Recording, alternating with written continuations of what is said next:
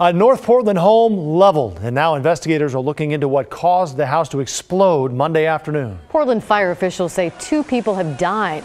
Now people living nearby are trying to get over the shock of what happened on their block. Christine Pitawanich is live along Kirby Avenue at Peninsula Park. She's been covering this story from the beginning. And Christine, you talked with the neighbor who spoke with the man who lives at the home that exploded.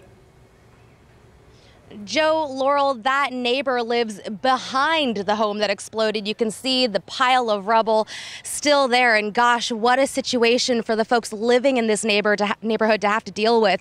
The man I spoke to says his neighbor stumbled into his backyard, badly burned and in pain. It was a boom felt blocks away as this home along North Kirby Avenue in Portland exploded. I run out the door like a crazy man. I go down and I smell the smoke. This man, who wants to be known as Hippie Mike, looked over at his neighbor's home across the way. And the place, the roof is all the way down to the foundation. He says his neighbor, Matt, who lives across the alley, came stumbling into his backyard and collapsed, badly burned. Mike says his neighbor spoke to him before being taken away in an ambulance. I never used my dryer, and I put clothes in it. And oh my God, I hope my contractor was on break. Those were the last words that he said to me. He was in and out, and he was in so much pain. And I was trying to help him, and there was not a damn thing I could do for him. Portland fire officials say 2 people died. The person taken to the hospital and another person found in the rubble.